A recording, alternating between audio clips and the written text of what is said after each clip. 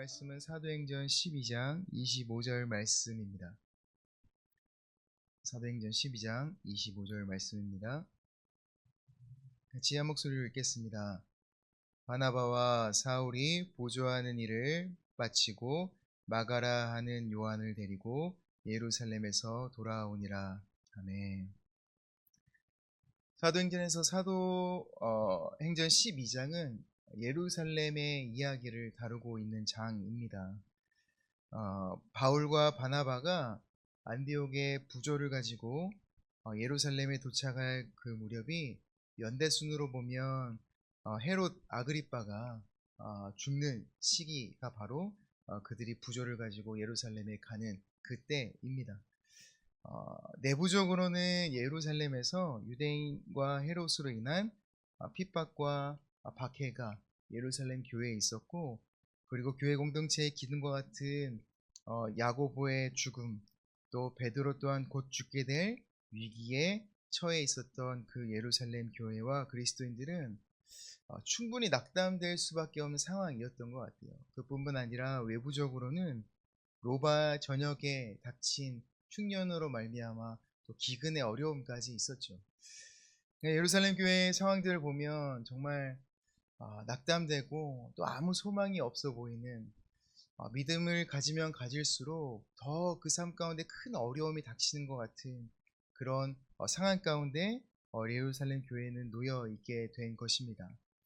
하지만 예루살렘 교회는 그러한 위기와 또 아무런 소망이 없어 보이는 그런 어두운 그 시기 가운데 하나님께서 그 베드로를 죽음의 위기로부터 구원하시는 경험을 하게 됩니다.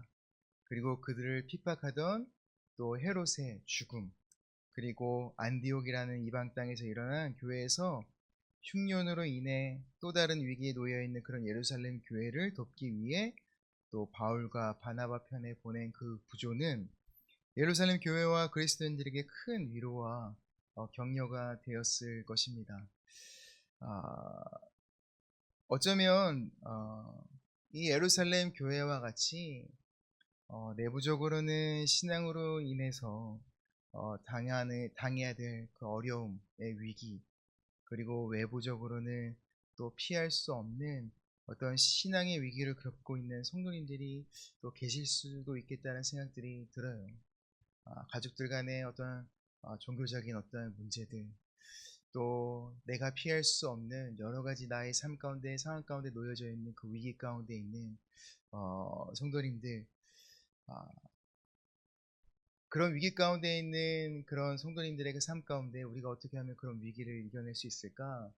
그것은 오늘 말씀, 그리고 우리가 지난 시간들까지 또 예루살렘 교회의 그 위기 가운데 놓여 있을 때 하나님께서 그들을 위기에서 건져냈던 그런 상황들 가운데서 우리가 잠깐 살펴볼 수 있는 것 같습니다. 그러한 위기를 해결할 수 있는 그런 방법은 두 가지인 것 같아요. 하나는 초대 교회와 같이 교회의 머리 대신 예수 그리스도를 믿는 형제 교회들이 또 모든 믿는 그리스도인들이 함께 연합하고 또 마음을 쓰고 그 위기들을 위해 또 힘을 모으는 것입니다. 세상은 너무나도 많이 분열되어 있고 깨어져 있습니다. 정치, 생각, 또 삶의 어떠한 삶의 방식, 또 가치관, 여러 가지 어떠한 요소들로 인해서 많이 나뉘어 있고 분열되어 있고 또 깨져 있고 반목하고 있어요. 근데 분열되고 나뉘면서 점점 이 나라와 또 세상은 정말 힘을 잃어가고 있는 것 같습니다.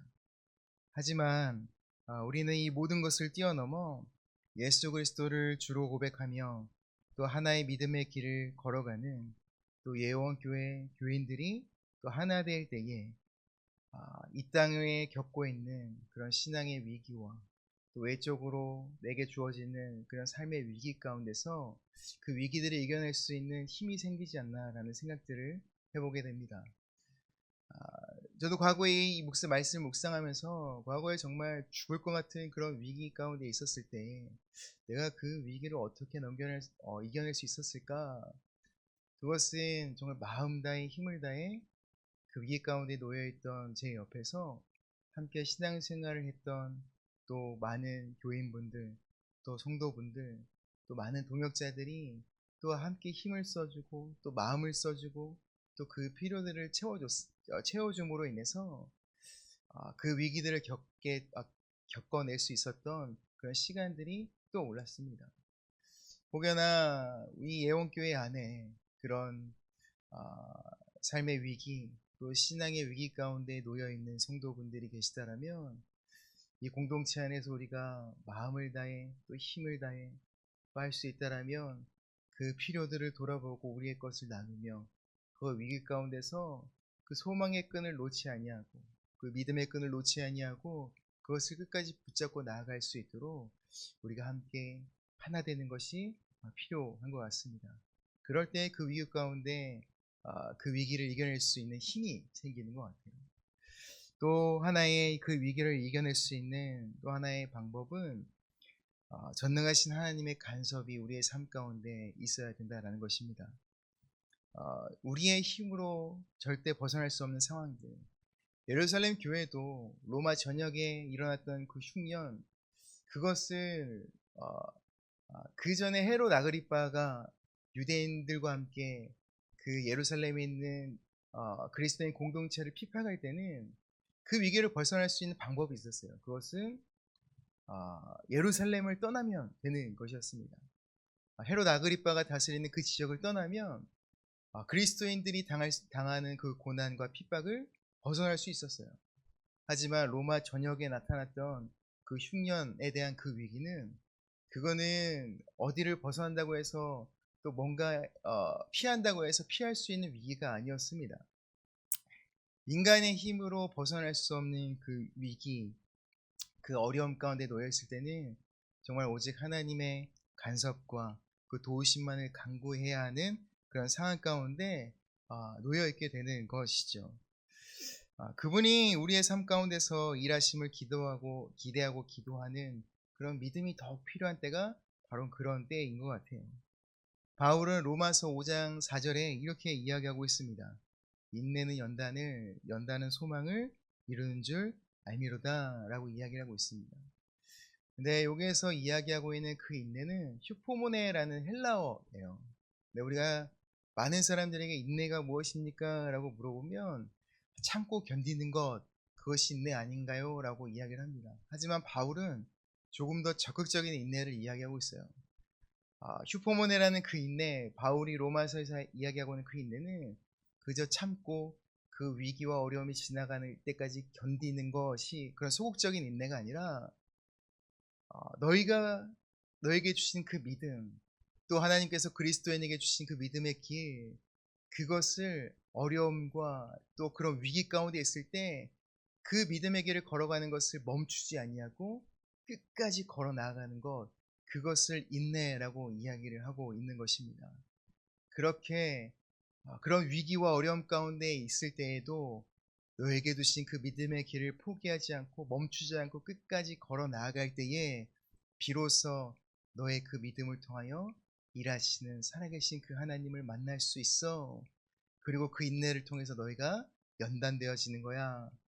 그 연단이라는 것은 그 위기 가운데 날 위해 일하시는 살아계신 그 하나님을 만났을 때 우리 마음 가운데 있었던 불신, 또 두려움, 그 하나님을 의심하는 그 모든 것들이 연단되어져서 불순물이 제거되어지고 정금과 순금과 같이 순도 100%의 믿음이 생기는 걸 연단이라고 이야기하는 것입니다. 우리 마음 가운데 그 위기 가운데 놓였을 때 수많은 하나님에 대한 의심과 두려움이 있는 것을 인정할 수밖에 없는 것 같아요. 예루살렘 교회도 그런 내부적인 핍박과 외부적인 그 궁핍, 흉년의 그 어려움 가운데 있을 때 정말 하나님이 살아계신가? 예수 그리스도가 하늘로 부활하여 올라가셨을 때 내가 곧 올 것이다라고 이야기하는데 그 예수 그리스도가 정말 오실까? 이게 맞는 건가? 내가 갖는 그 믿음이 정말 이 땅 가운데 살아가는 데 있어서 어떤 소용이 있는 거지? 지금 당장 굶어 죽겠는데, 지금 당장 유대인과 헤롯으로 인해서 내 목숨이 위협을 받는데 이 믿음이 무슨 소용인가? 라는 두려움과 의심이 있을 수도 있었을 것 같아요. 하지만 믿음으로 마가의 집에서 모여 기도하고 있었을 때에 그 곧 죽음 가운데 있었던 그 베드로가 살아서 돌아와, 야, 내가 하나님이 날 살리셨어. 하나님이 그 헤롯의 손노하기로부터 날 구원하셨어. 라는 그 베드로의 그 간증과 믿음의 고백을 통해 그 자리에 모여 기도하던 수많은 그리스도인들이 살아계신 그 하나님을 경험하게 되고 그들의 마음 가운데 있었던 불신과 그 두려움이 사라졌을 것 같습니다. 그렇기 때문에 우리의 삶 가운데 놓여있는 그 두려움과 어려움 가운데서 우리가 기대할 수 있는 것은 다른 어떤 것이 아니라 내가 믿음으로 이 위기와 그 두려움 가운데 놓여있을 때에 내가 믿음을 포기하지 않고 그 믿음의 길을 걸어나갈 때에 내 그 믿음을 통하여 살아 역사하시는 그 하나님을 만나는 그런 기대와 소망들을 가지고 우리가 그 위기 가운데 서 있을 수 있는 것입니다. 바울과 바나바는 위기 속에 있던 예루살렘을 위한 하나님의 일을 마치고 다시 자신들이 돌아가야 할 그곳 예루살렘으로 돌아갔다라고 이 성경은 기록하고 있습니다. 그곳에 돌아갈 때에는 그 두 사람이 돌아가는 것뿐만 아니라 또 마가라고 또 이야기한 요한이라는 자를 데리고 갑니다. 여기서 마가라는 요한이라는 사람을 데리고 가는데 이는 골로새서 4장 10절에 이야기하고 있는 바나바의 생질, 즉 바나바의 친척을 이야기하고 있어요. 그리고 마가복음의 저자 마가이기도 합니다. 근데 마가라는 요한 왜 이름을 두 가지나 쓰고 있는가 보면은 마가라는 이름은 로마식 이름이고 요한이 히브리식 이름입니다.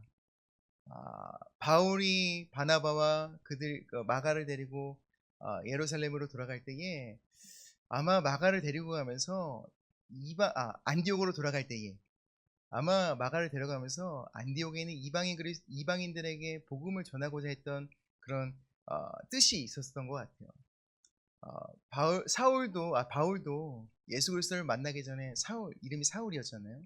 네, 그 사울이라는 이름은 히브리식 이름이고 예수 그리스도를 만나고 이방인에게 복음을 전하겠다라는 그런 사명을 받고 난 이후에 로마식 이름은 바울로 이름을 바꾼 것을 우리는 알고 있습니다. 어쩌면은 마가를 데리고 가면서 마가, 요한아, 너 그 요한이란 그 이름이 있는데 너 이제 우리가 함께 이방인들에게 복음을 전할 거야. 근데 이방인들은 로마식 이름이 익숙해. 그렇기 때문에 요한이라는 이름 대신 너가 이방인들에게 친숙하게 다가갈 수 있는 로마식 이름 마가라고 부르자라고 어쩌면 또 바울이 제안하지 않았을까라는 생각들을 또한 해보게 됩니다. 이것을 보면서 우리가 복음을 가지고 또 하나님의 부르심 가운데 나아갈 때에 우리의 어떤 우리가 붙잡고 있었던 우리가 목숨처럼 뭔가 이렇게 사수하고자 했던 그 모든 것들 어쩌면 본질적인 것이 아니라면 우리가 예수 그리스도의 복음을 위하여 또 마가와 또 바울과 같이 우리가 그들 편에서 우리의 것을 내어주고 또 그들과 함께 할 수 있는 그런 우리의 삶의 형편들을 또 유연하게 바꿔 나갈 수 있는 어떤 그런 유연성도 우리에게 필요하지 않나라는 생각들을 마지막 이 말씀들을 보고 한번 생각해 보게 됐습니다. 마무리하겠습니다. 우리의 삶도 이와 같다라고 생각이 들어요. 하나님께서 보내신 곳, 또 이 땅에서 삶 속에서 하나님이 나를 보내신 이유와 그 목적을 온전히 이루어 그 일을 마치고 우리가 다시 돌아가야 할 하나님이 계신 그 본향으로 돌아가는 그 삶, 우리가 다시 돌아가야 할 그곳으로 당당하게 돌아가기 위해서는 이 땅에서 내게 맡겨진 그 일을 온전히 마치는 것이 먼저이지 않을까 하는 생각들을 함께 해보게 됩니다. 그래서 오늘 우리의 삶 속에서 우리에게 맡겨진 그 일들, 그것이 무엇이든 하나님께서 내게 오늘 하루 맡겨진 그 일을 온전히 이루는 우리 예원교회 성도님들에게 간절히 소망합니다. 그리고 내 삶 속에서 위기의 순간이 닥칠 때에 온전히 인내할 그 믿음과 또 멈추지 않는 믿음의 발걸음을 내디딜 수 있는 또한 우리 예언교회 성도님들이 되기 원합니다.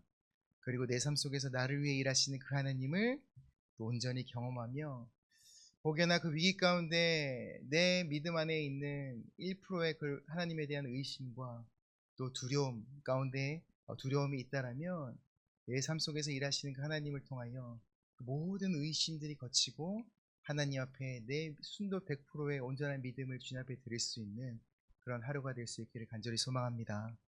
같이 기도하겠습니다.